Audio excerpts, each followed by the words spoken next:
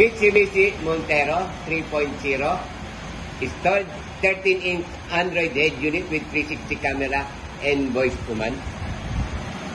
Ito po yung ating front. Side camera.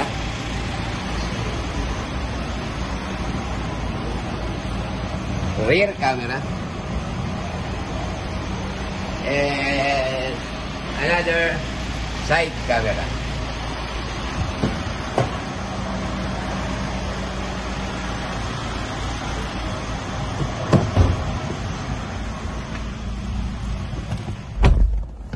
Ne. 13-inch Android head unit, 2K resolution, 6128 with 360 camera and voice command. Ito po yung ating mga apps. Ayan po. So, meron po tayo sa application nating AI voice command na built-in po through head unit. I-on nyo lang. Tapos, ito po yung ibang sample ng voice command. So, try natin yung iba. Open the radio. Next track. Screen off. Screen on.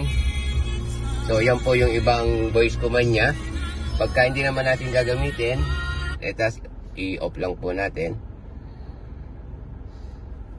Kompleto sa application, meron siyang Google Assist, Spotify, Netflix, Waze, saka Google Maps. Then meron po tayong Play Store, pwede pa magdagdag ng ibang apps kung gusto nyo. Meron pong steering wheel din po yung ating Montero. Ayan, working naman po. So, dati po siyang 360, pinalitan lang natin ng 360 natin dito. So, meron siyang viewing ng 360 ito, pe-press mo lang. So, yan, view po yung 360 natin. Okay? Tapos, swipe ka lang dito para out. Yung 360 po natin ay merong auto trigger. 20 kph pababa, sir. Gagana po yung ating 360 once nang nag-signal light tayo tulad nito. Left signal. Yan. Right signal. Yan. Hazard. So, pag hazard, both side. Full calibrated po siya kung tinan nyo. Pantay po siya. Yan. Yung mga boxes natin ko ha. Then, reverse. Yung priority po natin. Likod. Ayun po. Okay. So, good po yung 360 natin. Itatry naman po natin si Google Assist.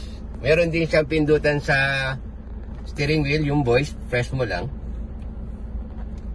I want to go SM Molino. So, sa po yung direct to Google Map ko kung anong location mo. Hindi mo na kailangan mag-type. Okay?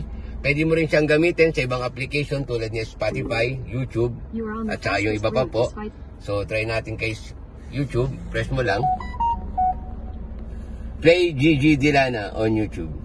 So, siya na po yung kukuha ng singer through YouTube. Hindi mo na kailangan mag-ano. Yan. Okay, working. So, extra tayo.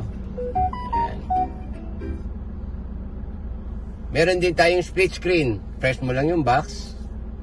Long press mo siya. Drag mo siya rito. Yan. Tapos, kuha ka ng YouTube. So, split screen. So, need nyo po, kung e-exit kayo dyan, galakayan nyo ulit para hindi siya bumabalik sa split screen. Yan. Yan po yung ating 6GB RAM, 128GB ROM, 13-inch Android head unit, 2K resolution with 360 camera.